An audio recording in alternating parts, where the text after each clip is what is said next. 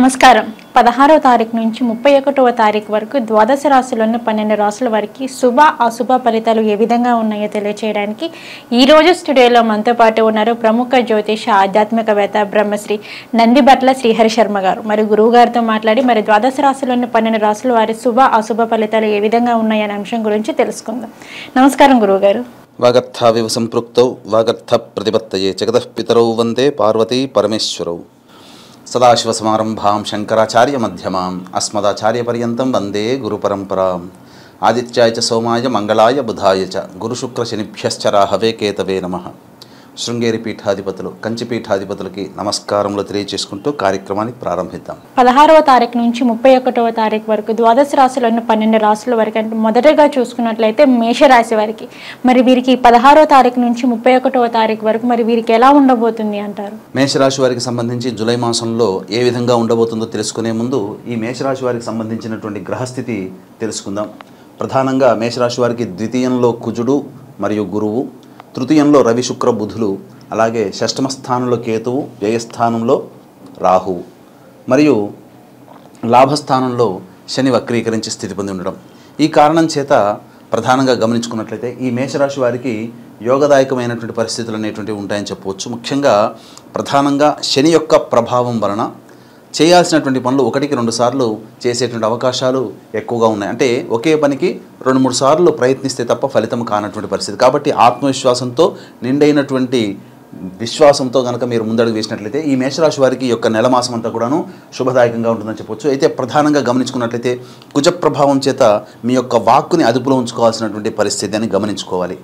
కారణం వాక్స్థానంలో కుజుని యొక్క సంచార ప్రభావం వలన మీరు అతి ఆత్మవిశ్వాసంతో కావచ్చు, లేకపోతే మిమ్మల్ని మించిన వాళ్ళు లేరు అనేటువంటి యొక్క భావం వలన ఎదుటి వాళ్ళతో మీరు సరైనటువంటి విధంగా మాట్లాడకపోతే ప్రమాదాలు అనగా ఇబ్బందులు కొని తెచ్చుకునే అవకాశం ఉంది. కాబట్టి మీ యొక్క వాక్కుని ఎంత అదుపులో ఉంచుకుంటే అంత మేలైనటువంటి ఫలితాలు పొందుతారని చెప్పవచ్చు.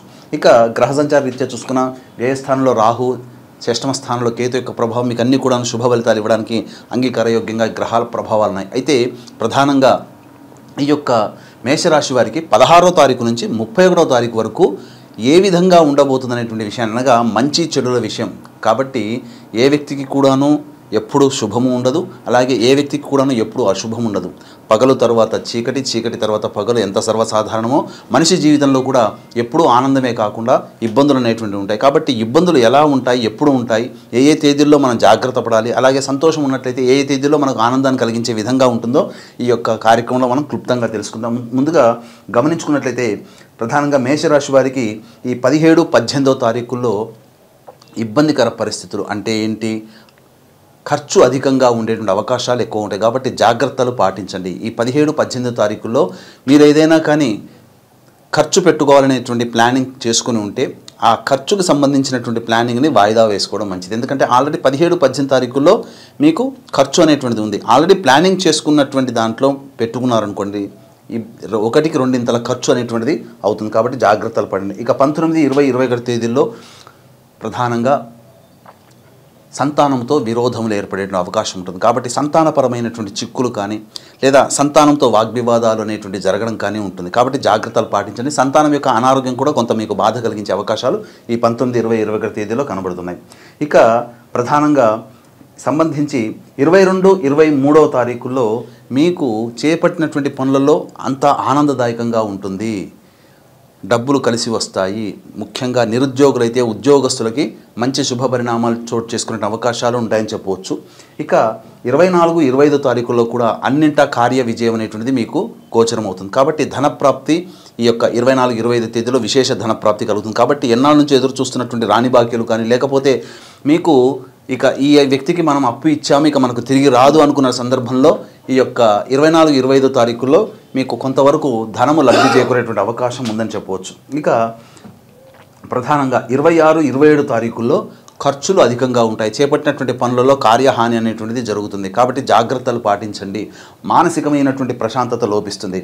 ఇక 28, 29 తారీఖుల్లో మీకు చాలా మటుకు సంతోషకరమైనటువంటి జీవితాన్ని గడుపుతారు. కుటుంబంలో వ్యక్తులతో ఆనందకరమైనటువంటి పరిస్థితిని పొందేటువంటి అవకాశాలు ఉంటాయని చెప్పవచ్చు. ఇక ముఖ్యంగా 16వ తారీఖు రోజున ఈ యొక్క మేషరాశి వారికి ఆకస్మిక ధనప్రాప్తి కనబడుతుంది. ఈ నెల 30, 31 తారీఖుల్లో ధన వ్యయం అధికంగా అయ్యేటువంటి అవకాశం ఉంటుంది కాబట్టి జాగ్రత్తలు పాటించండి. ఏతావాత చూసి వచ్చినట్లయితే ఈ యొక్క 16వ తారీఖు నుంచి 31వ తారీఖు వరకు మేషరాశి వారికి ఉండేటువంటి యొక్క గ్రహాల యొక్క స్థితిగతులు మనం గ్రహాల స్థితిగతుల ద్వారా మనకి ఎటువంటి యోగకరమైనటువంటి మంచి అవయోగాలు కలుగుతాయో తెలియజేసుకున్నాం. ఇక గమనించుకున్నట్లయితే ప్రధానంగా 17, 18 మరియు 26, 27 తారీఖులలో జాగ్రత్తలు పాటించండి.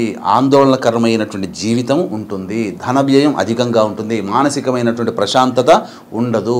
ఈ కారణం చేత మీరు ఏదైనా కానీ ఈ 17, 18, 26, 27, 30, 31 తారీఖుల్లో ఈ యొక్క తేదీలలో మీ యొక్క రాశిరీత్యా ధన వ్యయం అయ్యేటువంటి అవకాశం ఉంది. కావున ఈ చెప్పినటువంటి తేదీల్లో మీరు అధికమైనటువంటి ఖర్చులకి ప్లానింగ్ చేసుకోకండి. ఆల్రెడీ ఖర్చు ఉంది, ప్లానింగ్ చేసుకోవడం వల్ల ఆ ఖర్చుకి ఈ ఖర్చులు తోడవడం వల్ల అధిక ధన వ్యయం అవుతుంది. ఇక ఏదేమైనప్పటికీ కూడాను శుభ అశుభ మిశ్రమలుగా ఈ యొక్క మేషరాశి వారికి ఉంటుందని చెప్పవచ్చు. అయితే ప్రధానంగా ఎంతటి వాడికైనా దైవానుగ్రహం తప్పనిసరి. గుర్తుపెట్టుకోండి, దైవానుగ్రహం లేనిదే ఎంతటి వీరుడైనా కానీ జయాన్ని పొందలేడు. కాబట్టి ఈ యొక్క మేషరాశిలో జన్మించినటువంటి వారికి వచ్చేటువంటి ఇబ్బందులకి అనగా ఈ యొక్క గురు పౌర్ణమి సందర్భంగా ఈ నెల 21వ తారీఖు రోజున శ్రీకాళహస్తి క్షేత్రంలో రాహుకేతు పూజ, మరియు ప్రత్యేకించి విద్యార్థుల కోసం దక్షిణామూర్తి సరస్వతి హోమాలు, అలాగే వృషభ, మిథున, కర్కాటక, సింహతుల, వృశ్చిక, మకర, కుంభ, మీన రాశుల్లో జన్మించినటువంటి వారికి శనిదోష పరిహారార్థమై శనీశ్వర హోమము, అఘోర పాశుపత మంత్ర హోమంతో పాటు విద్య, వివాహం, ఉద్యోగం, దాంపత్యం, అనారోగ్య సమస్యలకి 18 రకాల హోమాది కార్యక్రమాలు కేవలం 1500 రూపాయల రుసుముకి మీ యొక్క గోతనామాలతో చేయించడం జరుగుతుంది. అవకాశం ఉన్న కార్యక్రమ తదనంతరం కాంటాక్ట్ చేసి పూర్తి వివరాలు తెలుసుకోవచ్చు. గురుగారు, మేషరాశి వారికి వచ్చేసి 16వ తారీఖు నుంచి 31వ తారీఖు వరకు మరి వీరికి ఎలా ఉంటుంది, ఏంటి శుభ అశుభ ఫలితాల గురించి మాకు తెలియజేశారు. మరి వీరికి 16వ తారీఖు నుంచి 31వ తారీఖు వరకు ఏమన్నా వీరి జాతకంలో దోషాలు ఉన్నా కానీ దానికి ఎటువంటి పరిహారం చేసుకోమంటారు? ప్రధానంగా గమనించుకున్నట్టు వీక్షించేటువంటి ప్రేక్షకులు ఇవి గోచార రీత్యా చెప్పేటువంటి యొక్క ఫలితాలు కాబట్టి ఇప్పుడు చెప్పినటువంటి ఫలితాలకి ఎక్కువగా అవయోగాలు కలుగుతున్నాయంటే దగ్గరలోనే మంచి ఉపాసనా పరులైనటువంటి జ్యోతిష్యుల్ని మీ యొక్క జాతకరీత్యా ఎలా ఉంటుందో తెలుసుకోండి. అయితే ఈ 16 నుంచి 31వ తారీఖు వరకు సాధారణంగా వచ్చేటువంటి సమస్యల పరిష్కారం కోసం ఈ యొక్క సంబంధించినటువంటి ప్రతిరోజు దత్తాత్రేయ స్తవము పారాయణం, అలాగే కాలభైరవ అష్టక పారాయణం రోజుకి 3 సార్లు పఠించండి. అలాగే సాయంకాలం విష్ణు దేవాలయంలో సందర్శనం చేసుకున్నట్లయితే తప్పకుండా మీకున్నటువంటి సమస్యలు తొలగిపోతాయని చెప్పవచ్చు. ఓకే గురుగారు, మేషరాశి వారికి వచ్చేసి 16వ తారీఖు నుంచి 31వ తారీఖు వరకు మరి వీరి ఫలితాలు ఏ విధంగా ఉన్నాయనే అంశం గురించి అయితే మాకు తెలియజేశారు. ధన్యవాదాలు గురుగారు. సర్వం శ్రీ ఉమామహేశ్వర పరబ్రహ్మార్పణమస్తు.